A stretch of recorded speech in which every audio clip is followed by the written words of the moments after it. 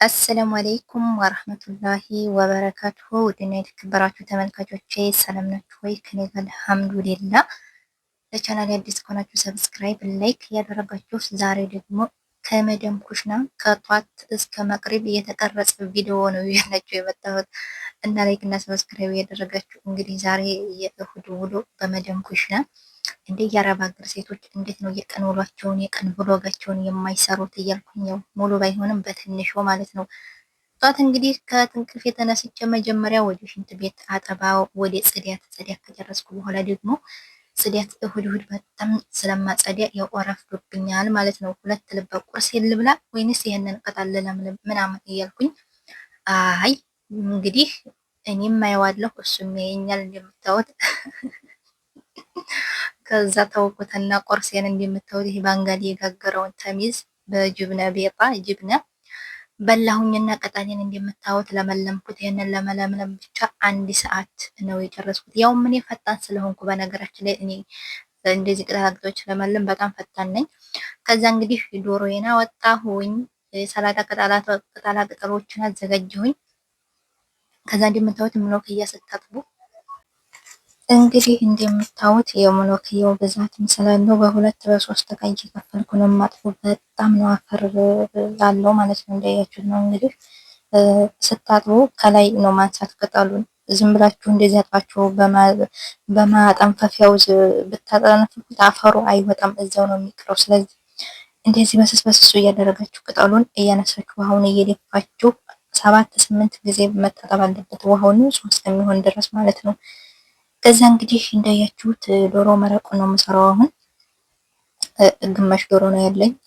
ሄል፣ ፍልፍል አስዋድ፣ ሀብ፣ ማጁ፣ ቲማቲም እና ሽንኩርት እና የባህር ዛፍ ቅጠል፣ እነዚህ ቅመሞች ያው መረቁን ጣዕም ይሰሩታል ማለት ነው። ከዛ ገንፈል ሲል እንደዚህ ላውን የሚወጣውን ቆሻሻ ማንሳት አለባችሁ። ዶሮም ሆነ ስጋም ሆነ ቅቅል መረቅ ከሆነ የምትሰሩት እንደዚህ ቆሻሻውን ብድግ ታድርጉታላችሁ ማለት ነው። ቆሻሻውን አንስታችሁ የምትጨምሩትን ቅመማ ቅመሞች ጨምራችሁ ከዛ ደግሞ ጨው ላዚም መጨመር አለባችሁ አብራችሁ፣ ምክንያቱም ዶሮ የጨው ጣዕም እንዲኖረው ማለት ነው። ከዛ ያስለን እንትኑ ይሄ መረቁ ማጁ ጨው ስላሉ አታብዙት በነገራችሁ ላይ። አሁን የሚሄደው እንግዲህ ደግሞ ዶሮ እስከሚበስል ድረስ ወደ ሩዝ በሸዕርያ አሰራር ነው የምሰራው። ዝብዳ አደረኩ። በዘይትም በሳምንም መስራት ትችላላችሁ። በዝብዳ ስትሰሩ ግን የተለየ ጣዕም አለው። እንዲሁም ደግሞ በሰምነ በቅቤ ማለት ነው።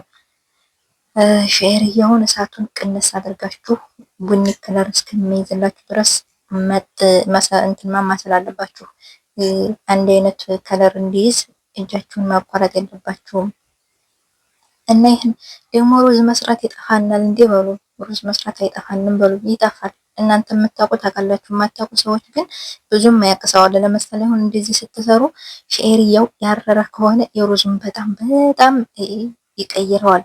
ከዛ ደግሞ ሸዕርያው በደንብ ካልበሰለ ቡኒ ከለር ካልያዘላችሁ እንዲሁ ሩዙን ከለሩን ያበላሸዋል። ስለዚህ ይኸውላችሁ ሩዝ መቀቀል ራሱ ይጠፋል ለማያውቅ ሰው ማለት ነው። እንግዲህ የምሰራው ሩዝ መስሪ ነው። አጥቤ ካጠለቅኩት በኋላ እንደምታዩት ከሸዕርያው ጋር አንድ ላይ አዋሃድኩት። ከዛ ውሃ ደግሞ ከበዛ ይነፈርቃል፣ ካነሰ ደግሞ ጥሬ ይሆናል። እና ሩዝ መቀቀል ራሱ ሴትነት ይጠይቃል። ይሄንን አወቁ። ሩዝ መስራት አይጠፋንም ምናምን የምትሉ ሰዎች ስላላችሁ ነው። ከዛ በመቀጠል እንግዲህ ጨው አደረግኩኝ። እሳቱን ቅንስ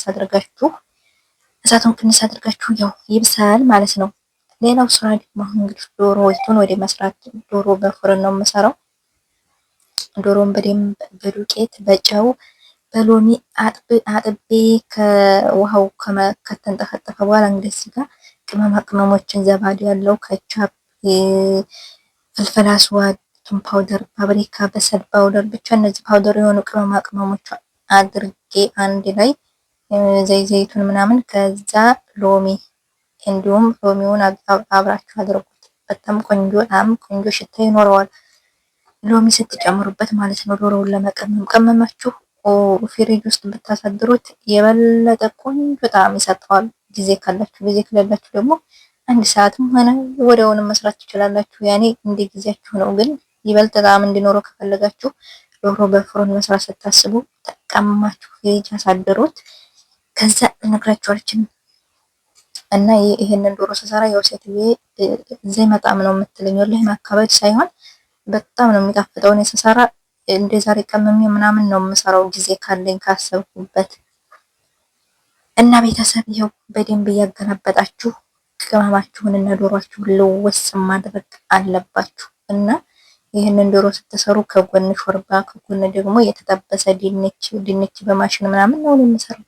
እና ምግብ ስሰራ እኔ በነገራችን ላይ አንድ ላይ አይበሉልኝም። ወላሂ ላዚም ያስጠላኝ ነገር ምግብ ሰረት ታደርጋችሁ ማለት ነው። በተለይ ቪዲዮ መቀረጽ ስታስቡ በቃ ስታቀርቡ ምናምን ሰላጣ ቆርጣችሁ የሰራችሁት ሁሉን ነገር በቃ ጃሂዝ አድርጋችሁ ቪዲዮ ስትሰሩ ምናምን እንዴት ደስ እንደሚል የኔ አንድ ላይ አይበሉም አበዳን። እና አሁን እንግዲህ ሩዙ በሰለ እንደምታዩት፣ ዶሮውም ወደ ፍርን ገባ። በቃ ዛሬ ደግሞ በጣም ቢዚ ስለሆንኩኝ ያው ግማሽ ግማሽ ነው የምቀረጸው። እዚህ ጋር ደግሞ ሰላጣ እየቆረጥኩ ነው። ሰላጣ ደግሞ ታጥቦ መድረቅ አለበት። ፍሪጅ ውስጥ ቢያድር ራሱ አይበላሽም። በደንብ ከደረቀ ይኸው ስልክ ተደውሎብኝ በቃ ሙሉውን ሳልቀርጽ እንግዲህ ሙሉክየው እንዳያችሁት ዘይት ምናምን አድርጌ ጥብስ ታደርጉታላችሁ። ይሄን ምግብ በነገራችን ላይ እኔ እያሸለመኝ ነው፣ አሸልሞኛ ቃል ይሄንን ምግብ ማለት ነው። ቅጠሉ ሙሉክየው እና አሸልሞኛ ቃል የሶሪያዎች ምግብ ነው እና መሰራበት ሰውዬ ከአሁን በፊት እንድናት ያደረገሽ ከሰራሽ 100 ሪያል እሰጥሻለሁ ብሎኝ ሰራሁት። ከእናቱም አብልጬ ሰራሁት። ከዛ ወላሂ ለአዚም እንቲኻፉ ብሎ 100 ሪያል ሸልሞኛ ቃል እና ምሎክያ እንደዚህ አይሰራም ትላላችሁ። እኔ ሰዎች አሁን ቅጠሉ ይሄ ሰውየው ነው የሚወደው፣ በሶስት ደግሞ ምናምን ሰዎቹ ሌሎቹ ናቸው የሚወዱት። እና በቃ አመላቸው ምንም አይመች፣ አመላቸው እንዴት እንደስተላይ ብታዩ። በቃ አሁን ዛሬ ስንት አይነት ይሄ አሁን 2 አይነት ምግብ ሰራሁ። ሌላ ደግሞ 3 አይነት ሰርቻለሁ። ሌላኛው ይሄ ዶሮ በፍረን አልበላም ይላል። ሌላይቱ ደግሞ ይሄ ቅጠል ምሎክያ አልበላም ትላለች። ሌላው ድመቱ ይሄንን አልበላም ይላልና ሌላም ሰርቻለሁ ማለት ነው። ለልጆቹ አመላቸው ደግሞ ዳይት ምናምን የሆኑት በቃ ብቻ አልሐምዱሊላህ ቤተሰብ ያንም ያጣሞልቷልና ያው ምግብ ስራ ጽዳት እና ምግብ ስራ በነገራችን ላይ አንድ አይደለም። ምግብ ስራ በጣም ነው የሚያደክመው። በቃ አስባችሁ ሰርታችሁ ጽዳት ደግሞ ጥንቃቄ ማድረግ አለባችሁ። አሁን ቅጠላ ቅጠል ስታጥቡ በደንብ አሁን የምሎክያ በደንብ ካልታጠበ አፈር ነው የሚሆነው። ስለዚህ በደንብ መታጠብ አለበት። አላኩልሃል ሙሉውን አልቀረጽኩላችሁም። በዛም በዚህም እያልኩ ግማሽ ግማሹን እያሳየኋችሁ ነው። እዚህ ጋር ነጭ ሽንኩርት በዛ አድርጋችሁ ቱም ማለት ነው። ለካ ነጭ ሽንኩርት ያለመታደል። ከዛ ከስበራ ሀድራ ከስበራ ነሽፍ አድርጋችሁ መጀመሪያ ነጭ ሽንኩርቱን በዘይት ጥብስ ታደርጋላችሁ ቡኒ ከለር እስከሚሆን ድረስ። ከዛ ከስበራውን ታደርጋላችሁ፣ ደረቁን ከስበራ የተፈጨውን ማለት ነው። ከዛ እርጥቡን ከስበራ ታደርጉና ምን ታደርጋላችሁ? እንደዚህ ጥቅጥቅጥቅጥቅ ሲለላችሁ ወስዳችሁ መሎክያው ላይ ጭምር ታደርጉታላችሁ። እንደዚህ ይሄ ሶሱንም ስትሰሩ እንደዚህ አድርጉት። በጣም ቆንጆ ጣዕም ነው የሚሰጠው። የተለየ ጣዕም፣ በተለይ ከስበራ ናሽፍ በጣም ቆንጆ ጣዕም ይሰጠዋል። እና ስጋውን ፈትፍታችሁ ትጨምራላችሁ። ካላስ መጨረሻ ላይ ውሃው ሲመጥ ሎሚ ትጨምቁበታላችሁ። አለቀ። በቂጣ በሩዝ በሰራሁት ሩዝ ተበልቶ አይጠገብም ነው የምላችሁ። ይሄንን አሰራር ብዙ ሰው ነው አጣራቦቹ ይጠይቁኛል፣ እነግራችኋለሁ። ላ ሙስተሂል እንዲያንቺ አልሆነልንም ነው የሚሉት። ምኖክያውን በደንብ መጠበስ አለበት ስትሰሩ ማለት ነው።